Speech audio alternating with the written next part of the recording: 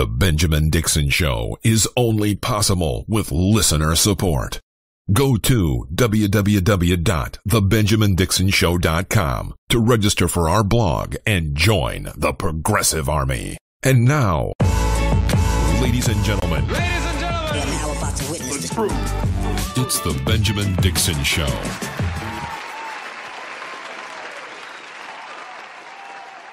Welcome, ladies and gentlemen, to the Benjamin Dixon Show. I am your host, Benjamin Dixon.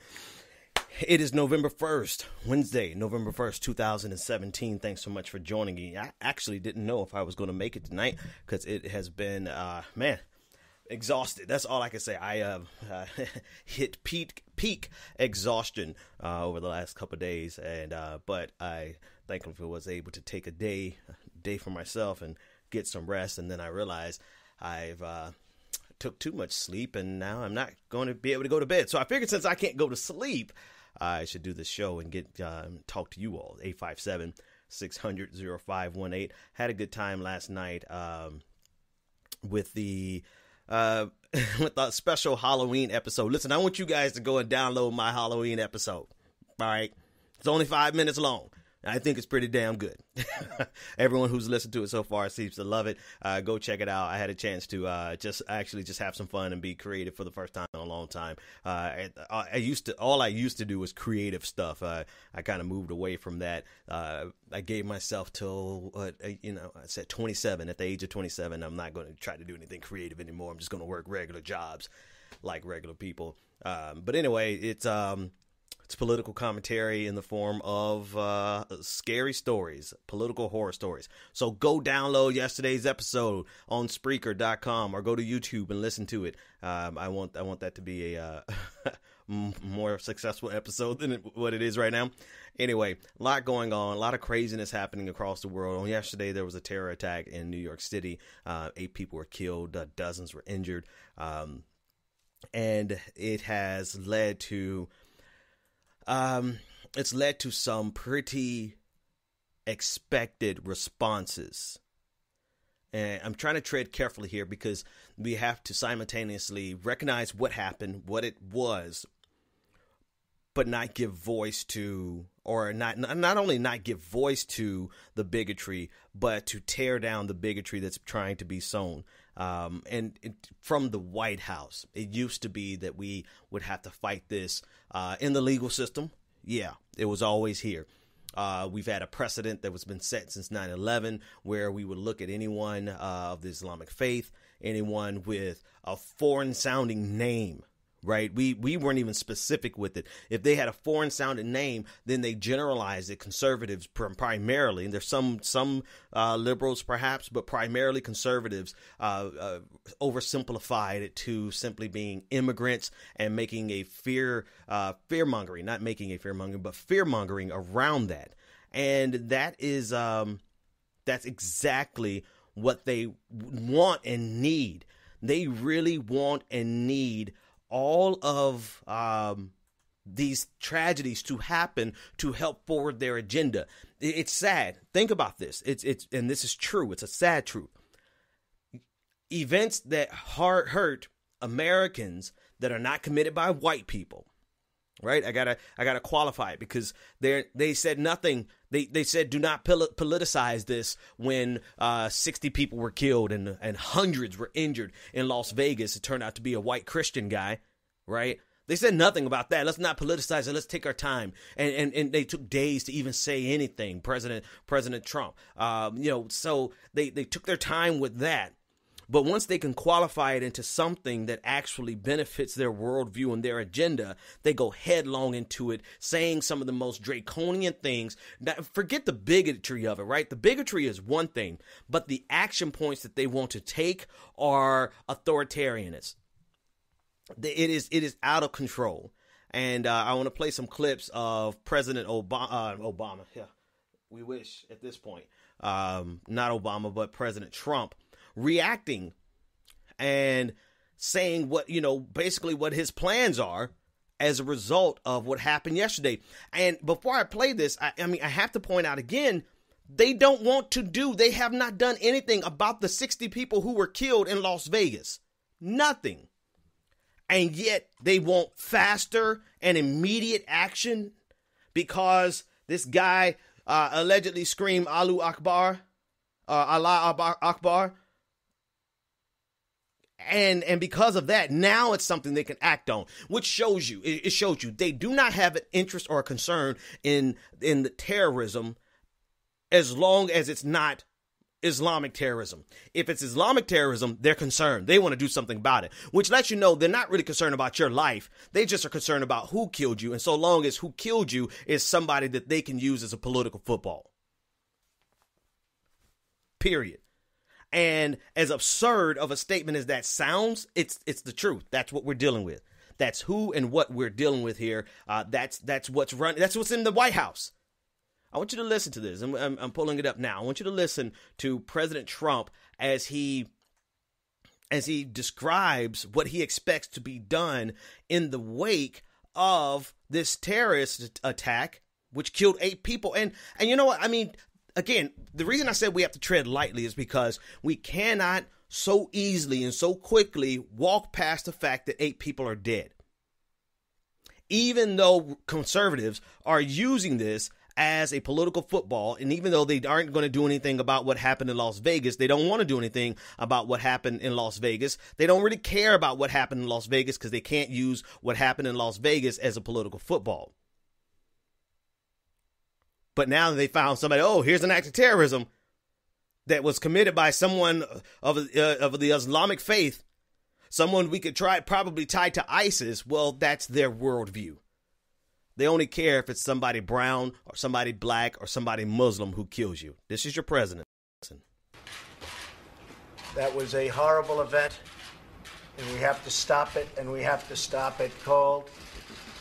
We also have to come up with punishment that's far quicker and far greater than the punishment these animals are getting right now.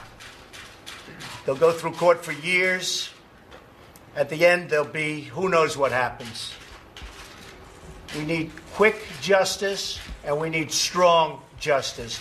Much quicker and much stronger than we have right now. Because what we have right now is a joke, and it's a laughing stock.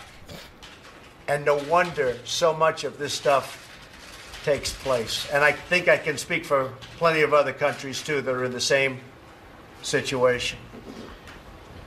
So with that being said, we will be starting our cabinet meeting today. Shut up. Shut up, Donald. Don't listen. Shut up.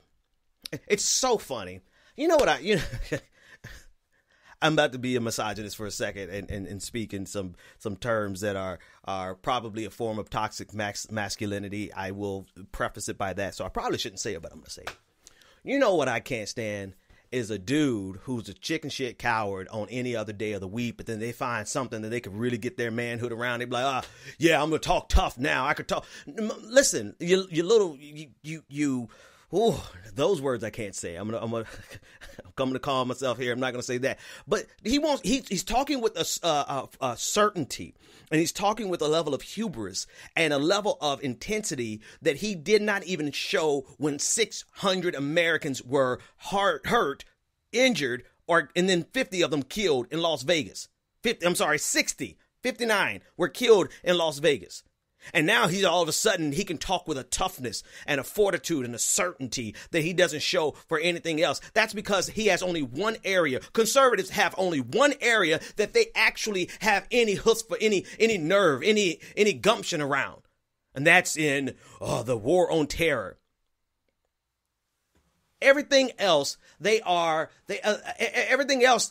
mince words, they equivocate, they run around the subject, they run in circles, everything else, but he wants to talk like he's a tough guy now. Donald Trump, you is not a tough guy, bruh. You're not. You're chicken shit coward. You're an idiot on top of that, right? You're an idiot to boot. It's one thing to be a coward. It's another thing to be an idiot coward. At least if you were a coward, you could have some intelligence and use words to kind of confuse people and not really let them know that you're a coward because you're intelligent, but you're not even intelligent. And now he wants to talk about, What's horrible about what he's saying, besides just the mannerism and the toughness that he's trying to convey when conservatives are really like, they're quite, I mean, this is the same dude who skipped out on Vietnam 4 times because of his feet. Wait, what? Bone spurs or something in his foot, right? This is a guy who, and this is just like conservatives. They have all of the nerve in the world when they're sending your kids to war, but they will not go to war themselves. They will not send their kids to war. Just like them. That's exactly how he's talking now. He's trying to talk. God forbid an actual terrorist attack occurs on his watch, because he would try to prove that he's tougher than George W. Bush, who killed hundreds of thousands of innocent civilians in Iraq and Afghanistan.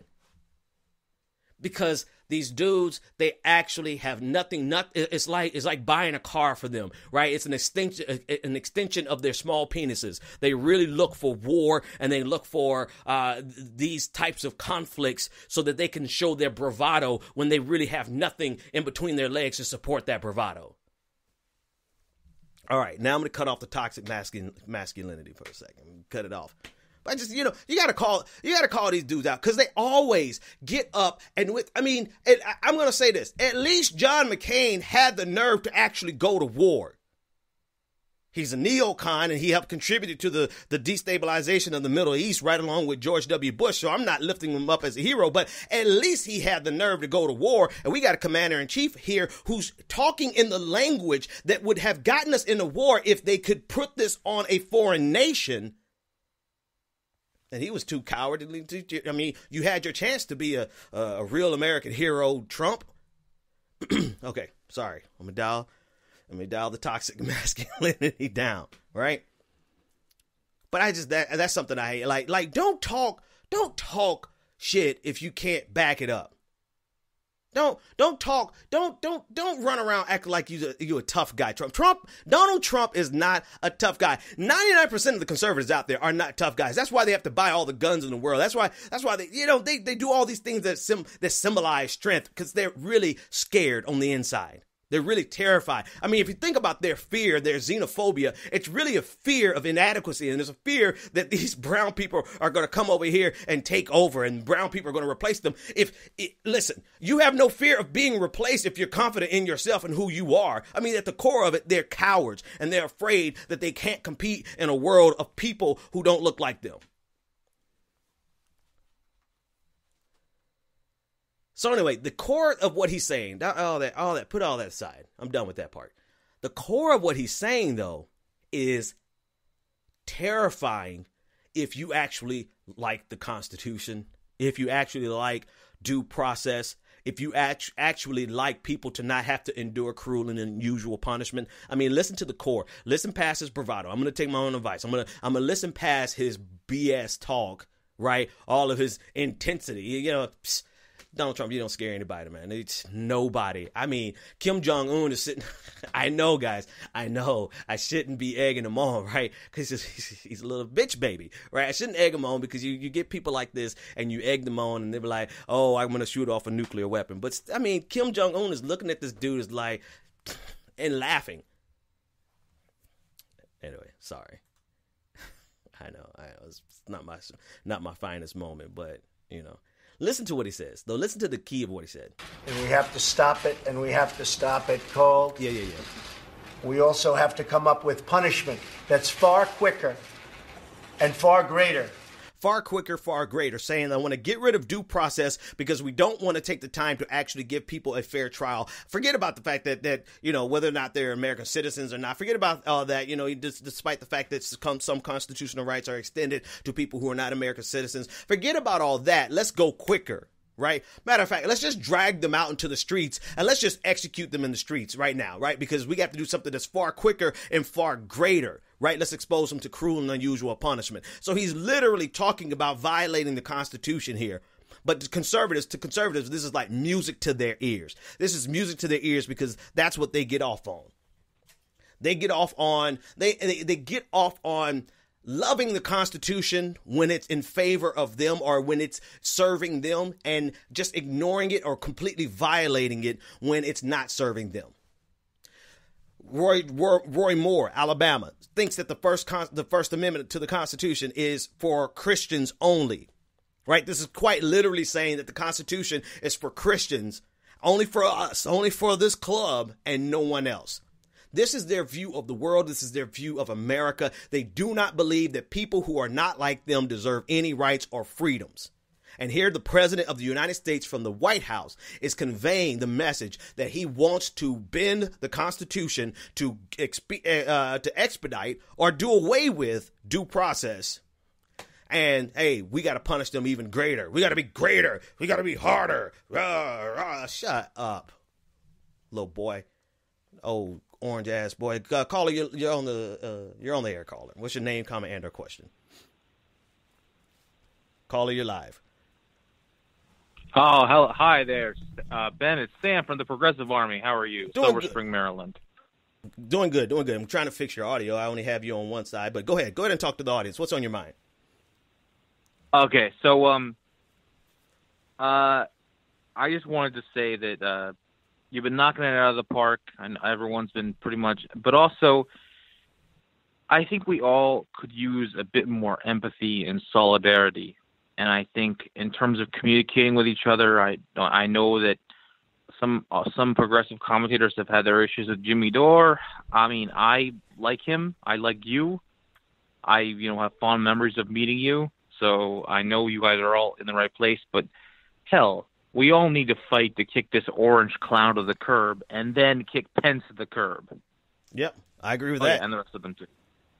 Yeah. Okay, Sam, now I know who this is. Sam, good to talk to you, man. Good to talk to you. Go ahead and finish that thought. And go ahead. Yeah, sorry, I don't mean to waste your time. I just wanted to say that, a lot more empathy. I have to say, and you had a great segment the other. I think it was last week on that. We were talking about empathy in terms of foreign policy, and I thought that was great. Gotcha. Thanks for the call, Sam. 857-600-0518. I mean, hell, if I were able to tie that into this conversation about Trump, there's no empathy there for the. Here's another thing. Let me go to this. 857-600-0518 if you want to weigh in. Here's the other thing. This type of attitude always transcends over and spills over. Right? It spills directly over to the lives of people who have nothing whatsoever to do with the madness. And before I even go there, right? Because I'm getting ready to talk about the percentages of Muslims that are peaceful, that have nothing to do with any of this, right? The billions of people who literally have absolutely nothing to do with that. But before I even do that, I have to draw the equivalence between that and and Christian terrorism that exists. But we won't recognize it as terrorism because the faces, the religion as well as the race of the Christian terrorists in the United States are in power. So we will never recognize right-wing, white nationalist, Christian-based terrorism. Dylan Roof, Timothy McVeigh, the KKK in general. We would never recognize that as the terrorism that it is. Never, ever. I mean, it doesn't matter how many people they kill. It will never be recognized as terrorism in the United States of America. And so the statement that I'm getting ready to say about how this spills over into the lives of Muslims that have nothing whatsoever to do with this, I can't say that without pointing out the fact that we will never have the conversation about moderate Christians talking to the Christian fundamentalists. No, we'll never have that conversation. You know why? Because as so long as they are... Where's that clip? I think I actually have it on this computer. I have a clip of Bill... of Bill O'Reilly, no longer on television, right? But he said he said that America is run by white Christian men. And so long as that's the baseline from which we view everything else in America, there will always be this propensity to never view white Christian terrorism by men. I mean, I think we could probably say 100% men, right? So white Christian male terrorism will never view it as terrorism because America is run by white Christian men. And what does that say? Like the people in power can never look at themselves in the mirror and see themselves as the people who are the oppressor, nor can they see themselves as the people who are the terrorist. And that's the bottom line. Like it or not. That's exactly what it is. They will never be able to qualify it as terrorist because terrorism always has an underlying connotation of otherism, right? And terrorism always has a connotation of not only otherism, but it's just another word for otherism, right? Of foreign, of strange, and really there's an underlying current. Here's the hypocrisy, right? I'm going to expose the hypocrisy here. Technically, maybe we can't call it terrorism because of this. Terrorism is usually committed by people who are not in power. Because we don't have to call terrorism what the United States does. We don't call it terrorism. We just call it our Defense Department. We call it our military. We call it imperialism. We call it just going to spread democracy abroad. And so the face and the religion of white Christian men here in America has an entire military behind it, which gives it this sense of legitimacy. Right? You know the conversation. One man's terrorist, another man's freedom fighter. In the United States, we have an entire terrorism machine that we spread abroad, killing millions of people abroad every single year like it's nothing, causing havoc and terror in the lives of people based on political purposes. And so there's no need to call it terrorism when it's a white Christian male here domestically, because we have terrorism that's carrying the message of white Christian men abroad, internationally. More precisely to the point of what I'm trying to say is that if they were not in power, could you imagine how they would be acting? Could you imagine how white Christian men would behave in the United States if they didn't have an entire damn military supporting them? If they didn't have an entire political system that was built around them and for them and took hundreds of years for the rest of us to get a little pittance of rights? Can you imagine how these fools, you think radical Islamic terrorism is bad? I mean, these dudes see how they act while they are in power. And yet, so technically, right, terrorism is a political word. It's a political propaganda word that's used to delegitimize the voices and the agenda of people who run counter to the establishment, the power structure that's currently in charge. So it's a perfect word. And so, of course, white people, white Christian men would never put this propagandistic tool word against them because it delegitimizes them. You want to delegitimize somebody in the United States, call them a terrorist, and then you no longer care about what they do and why they do.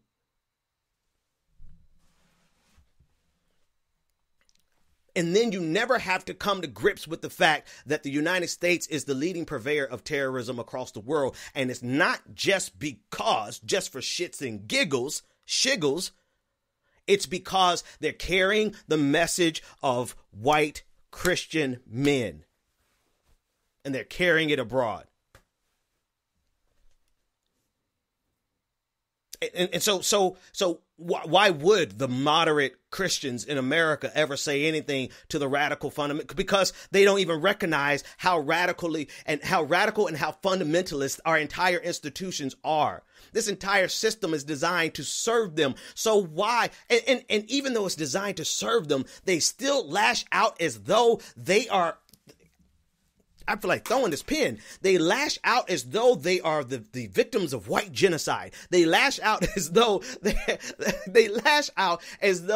are the ones that are being discriminated against. The majority of white Americans actually feel like white people are discriminated against in America. I mean, really, Sway? Come on, let's really think about that, right? And so even though they have an entire empire designed to lift up their voices, to lift up their concerns, to spread their political desires abroad, to spread their economic desires abroad. They have an entire empire at their disposal, yet they still have the nerve to consider themselves as the oppressed people.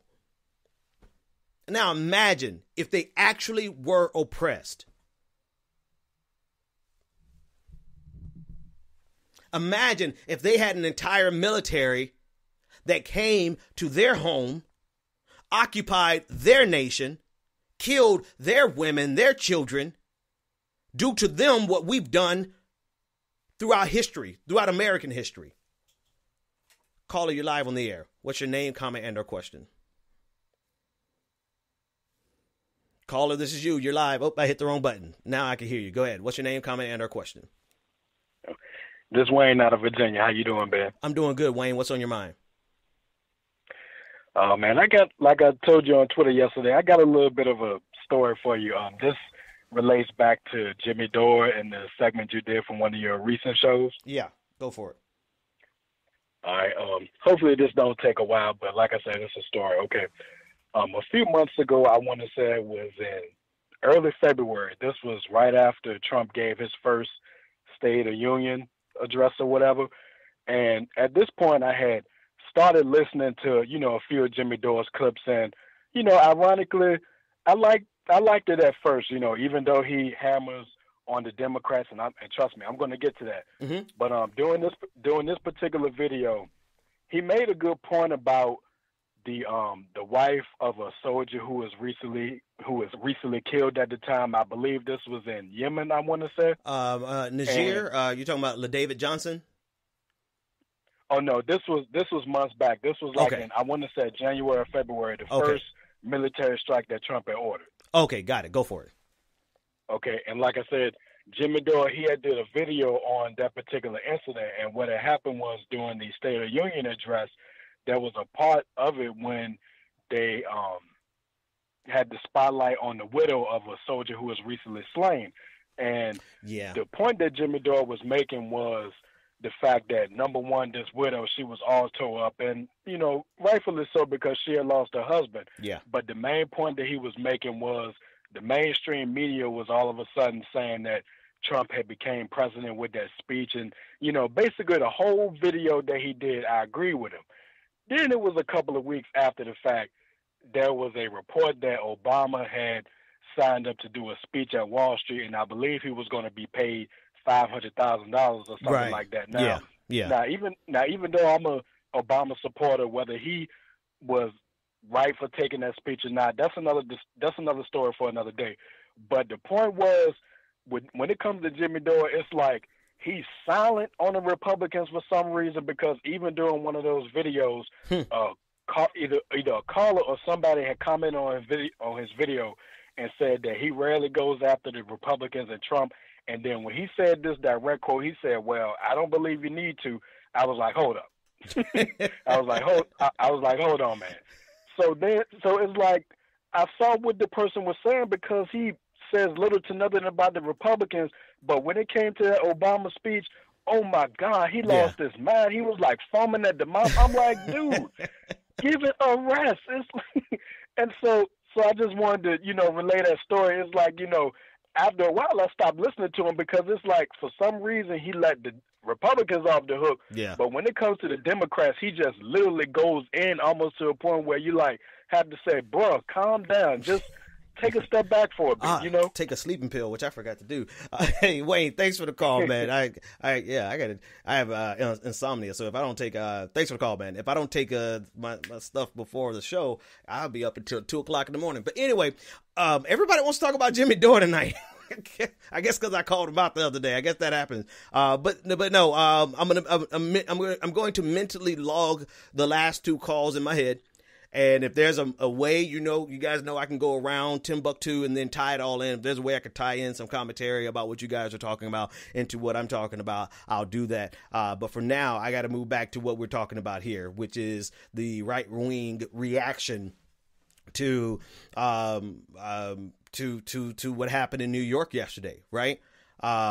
Because here's the deal. All right, so here's Donald Trump this morning. He's talking about, I've just ordered on Twitter. He said, I've just ordered Homeland Security to step up our already extreme vetting program. Being politically correct is fine, but not for this. He's all hands on deck. The White House, the entire military machine of the American empire is all hands on deck up over a guy who's from Tampa. I mean, not originally, but still. I mean, this blows me away that they are so transparent. They are so transparent in their lack of concern over Las Vegas, over Charlottesville, over what happened in South Carolina, Mother Emanuel, AME. They are so silent, and they don't care that you see the glaring hypocrisy. Now, I could tie this caller in from Monday, who said that we often talk about this as though we are in a we're in a competition with a competing ideology, as though the only difference between a Republican and a Democrat is something that's, just merely differences of opinions on economic policy. But folks, we are literally talking about the difference between men and women who would happily see every Muslim in America deported, even if they were born in America. We are talking about people who don't care about your constitutional rights so long as it's something that furthers their agenda. We are not talking about a competing ideology, something that's on equal ground and equal footing with us. We're talking about people who would see the world burn in exchange for their white supremacy, in exchange for their Christian supremacy, in exchange for their patriarchy. They are literally drenched with the lust for destroying anything that doesn't conform to their, they are crusaders. This is the breed of Republicans that we're dealing with. They are crusaders. They are, and this is not hyperbole, right? They see it as the job of the United States of America to carry their Christian agenda, their white male Christian agenda throughout the world, to dominate. And domestically, they just want to make sure that their billionaire friends don't have to pay a dime in taxes. That's their only two goals. Dominate internationally. And it's pretty simple when you think about it, right? All the rest of us, we're the ones with the complex ideas. We're the ones that are trying to figure out how do we make sure that that we can transform this world so that it can feed everybody, so we can clothe everybody, so that we can house everybody, so that we can make sure everyone has health care, so everyone has education. How do we do that? That's what we're sitting around trying to figure out. And these people, all they care about is how do we pay as little money here in the United States as possible, and how do we dominate across the world. That's a pretty simple agenda. And that's 100% what the Republican Party is about. 100%. And you cannot tell me that there's no shades of difference. There are magnitudes of order of difference between what we have in power right now and what we had in power.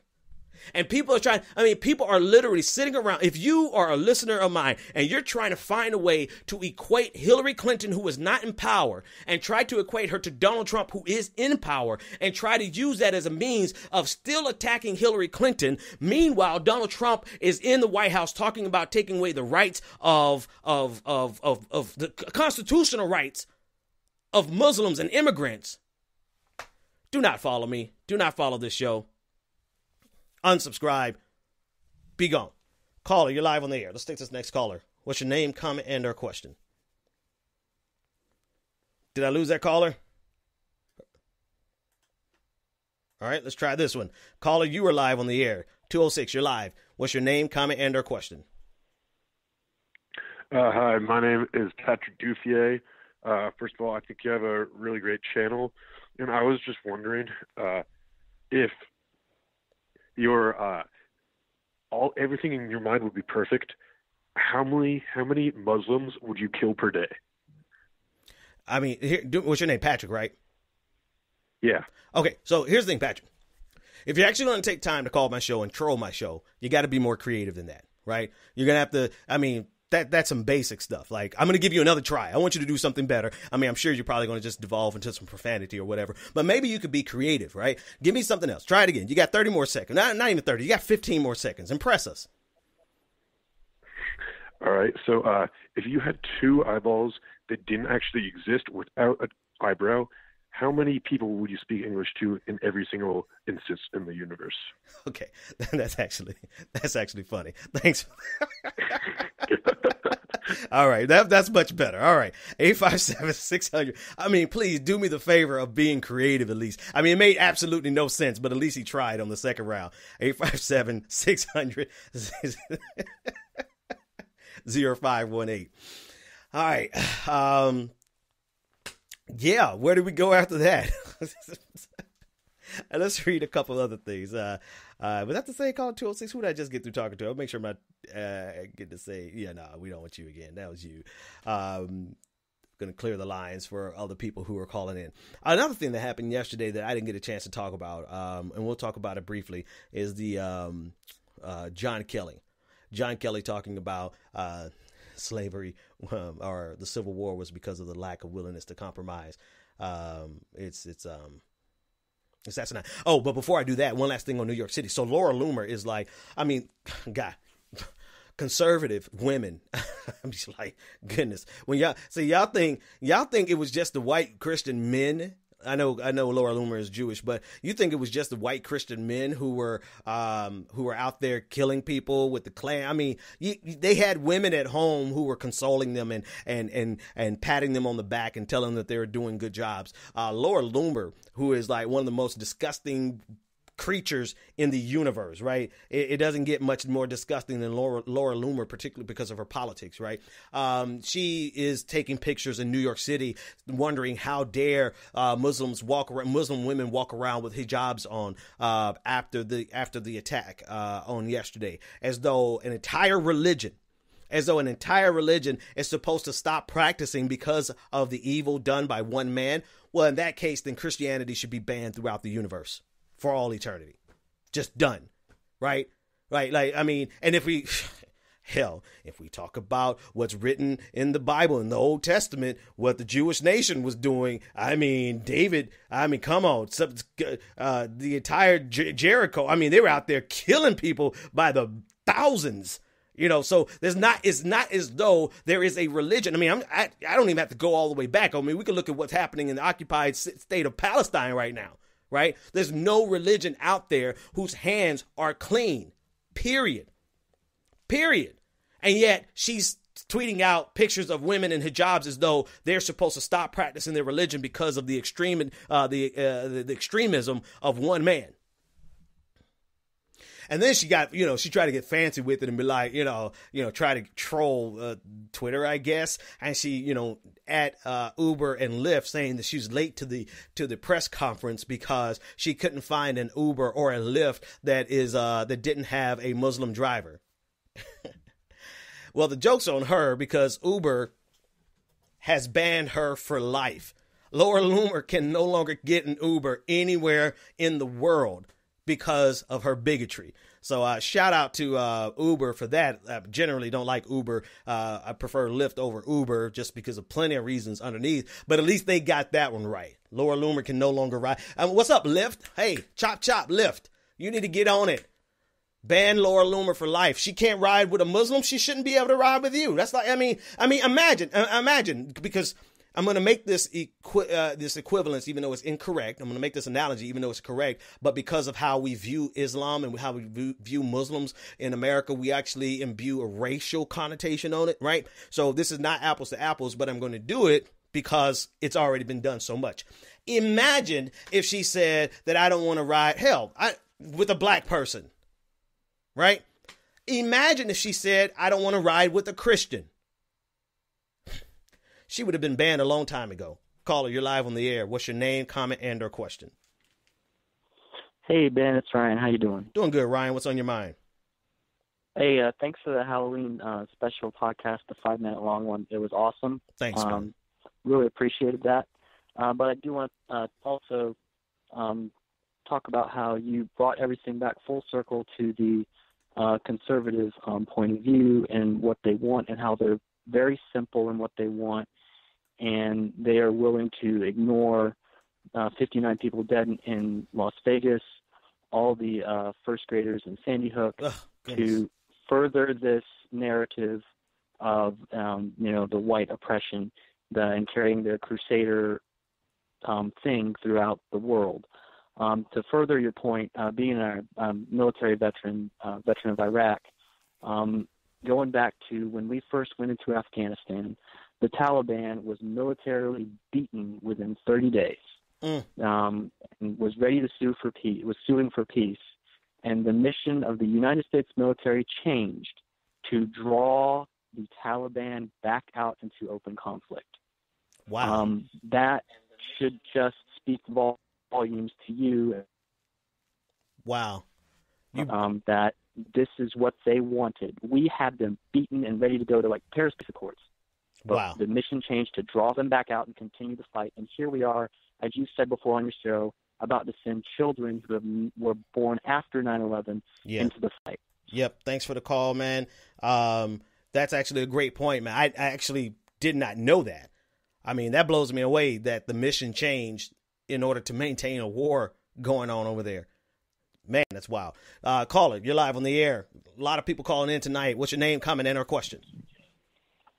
Man, this is Patrick Blanc calling from Miramar, Florida. Hey, Patrick, what's on your mind, man? Again. Pleasure. And first of all, shout out to that previous caller. Great call. I think the book was called No Good Men Amongst the Living, which it really dived into how we purposely brought the Taliban back out. But anyways, I'm digressing. I just want to expand upon a point that I made a couple of shows ago when I called to talk about how we on the left don't realize we're fighting an asymmetrical war, and that we keep viewing the right or conservatism as a competing political ideology. Yep. And how they view us as inherently evil. And to expand upon that point, and you really hit it, I didn't talk about how we got to this point. And I think, and this is my theory, I'd like to hear yours, I think they've spread that ideology about liberalism being equating to immorality through weaponizing Christianity, primarily. Yep. I can't tell you. I mean, you and I are similar in the sense that we grew up in the church. I started playing in the church, and I can't tell you how many times I've heard liberal equals immorality. There wasn't a distinction. Right. They were one and the same. Yeah. And I think the reason why we can't really attack that point, this goes back to never seeing themselves as terrorists, is because in order to attack that very premise would be to attack the means in which they use to weaponize it. And I genuinely don't know how to do that without being seen as anti-Christian. Wow. And I don't know in this country if you can do that successfully. Yeah. And I honestly, usually when I call, I usually just call, get your feedback, and if I don't have an answer, and I really like to hear what you have to say off air. Hey, and thanks for taking my call. I love it. Thanks for the call, man. 857 guys, the lines are blowing up. If I miss you or if I have to cut you off, it's only because I'm trying to get everybody tonight. 857-600-0518. Let me handle it. That would be my message. Because I'm still a Christian, despite, and I think the means through which I maintain my desire to be a Christian, is noteworthy in and of itself. But it literally is going to require moderate Christians to talk to our radical Christians. And the difference is that we will not oversimplify the definition of radicalism to mean people who are out in the streets blowing themselves up. We mean people who will sit by and be silent as the American empire spreads this radical form of Americanism, which is a mixture between white supremacy and patriarchy and Christianity. They would spread this abroad, and they would spread it at the tip of a spear. They would spread it with a bullet. They would spread it with nuclear weapons. And we sit by and we're silent about it. If you're silent about what the United States does abroad as well as domestically, you are a radical fundamentalist to me. And so we moderate people, moderate Christians who see, and really, if I could take it out of the political jargon and discuss it in theological jargon. And this is why I'm going to do the next of the weekly podcast on what it is to be a black Christian, because I can't really do it all here. But the religious doctrine really is the difference between evangelicalism and that's kind of, I'm using it out of context. It's actually broader than that. But for you, the viewer, most of you will recognize it as evangelical Christianity and liberation theology. Liberation, particularly black liberation theology. Black liberation theology and liberation theology uses the Bible to set people free here on earth from whatever the oppressor is, whether it's the empire, whether it is the United States, right? Whether it is social injustice, economic injustice, whatever has the people oppressed. Liberation theology looks at it and says we have to help those people get free here on this earth in this lifetime. We'll talk about Jesus to get you to heaven. But in this lifetime, we've got to address the systemic injustices that are rampant, particularly at the hands of the United States of America. Now, translation into political speak, moderate Christians have to talk to these radical Christians and help them get their lives together because they think they're doing something in the name of Jesus and actually they're crucifying him of flesh. Woo. I didn't mean to go there, but here we go. Calling, you're live on the air. What's your name, comment, and or question? Yo, what's up? This is Luke Johnson. Luke, what's on your mind? I just wanted to ask you, what's your thought? Yep, I could tell, right? I only have time for one troll a night. 857-600. Guys, I have your phone numbers on the screen, by the way, right? So if you really want to play the trolling game, I can literally dox you right now and have my entire audience calling you. 206-854-27. Yeah, we can play that game if you want to. All right. But to what back to what the last caller was saying. I don't think it's a thing that we have to do and worry about being anti-Christian so much as we got to do it. It has to be done. It has to be done because there's so much power wrapped around. Again, I have to emphasize this. You have no need as an individual to commit violence when you have an entire empire doing it for you.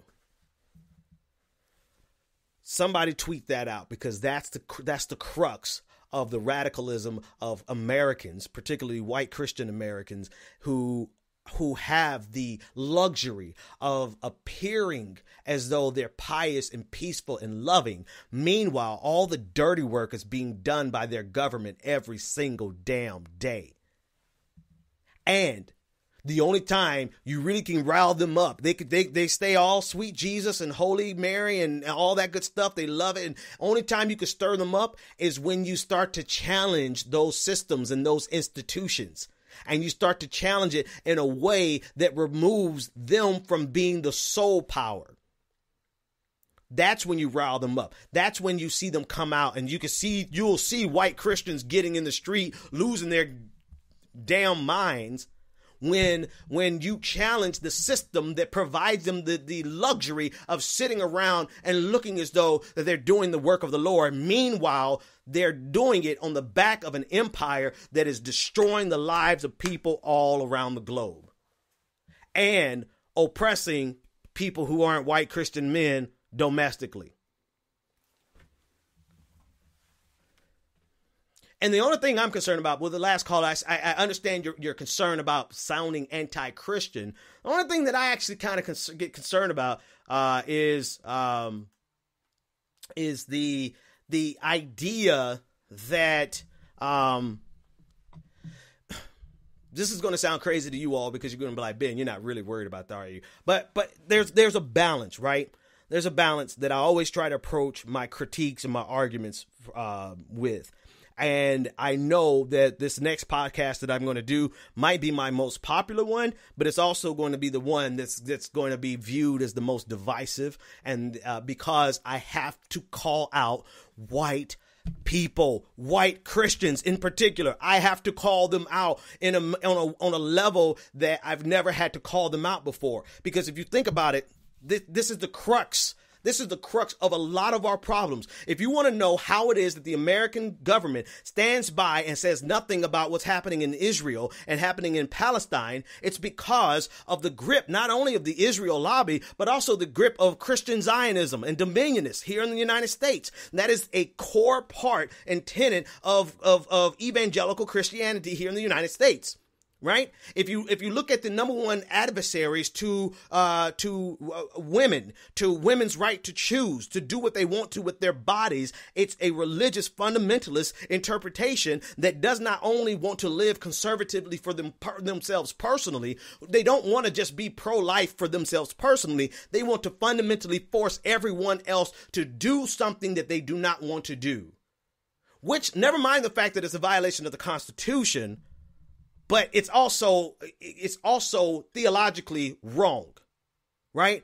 And so it's uncomfortable to me because it's going to be viewed as this is a racist. I never been care about somebody calling me racist. Number one, I've never cared about that. But I'm going to have to hurt a lot of people. I got a lot of white Christian friends. I've got a lot of white Christian friends who are going to have the pain of either defriending me and no longer talking to me, or actually looking in the mirror and realizing that they have been the benefactors of the greatest military in the world doing their dirty work while they get to sit back and call on the name of Jesus. And that's just internationally. Here domestically, they have had the justice system. They have had the entire legal system built off of them. They've had the economic system built to serve them and built to disenfranchise others. They've had the property rights built to serve them and disenfranchise others. They've had the tax code built to serve them and disenfranchise everybody else. And so, no, they've never had to go march in the streets to get anything because the system was built around them and for them. And then if you want to see them act out, if you want to see white Christians act out, do anything that challenges the institutions that were designed to serve them. Even if the only thing that you're doing is to bring everyone else into parity, not to bring them down, but to bring everyone else up. And you'll see too many of them lose their mind.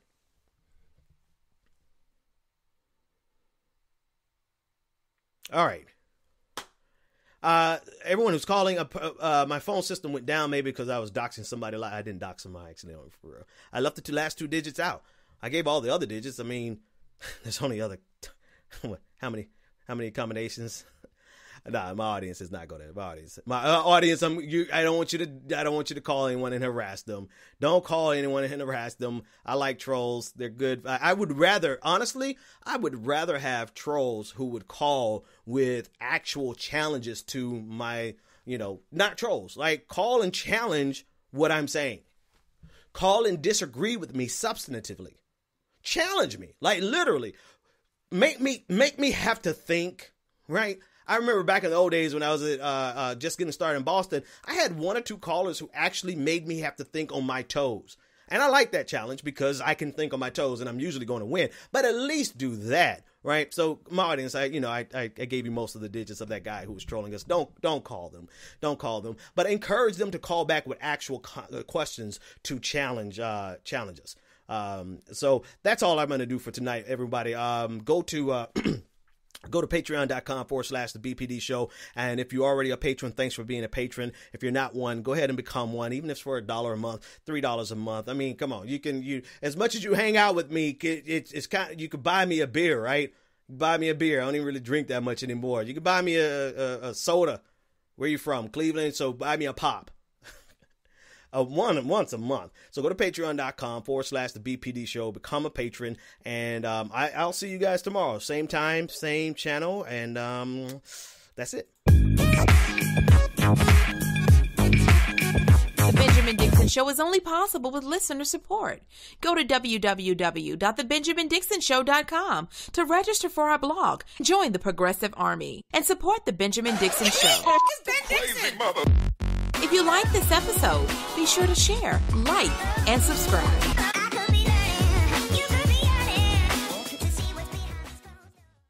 Consider becoming a Patreon. Go to www.patreon.com/the BPD show and support The Benjamin Dixon Show.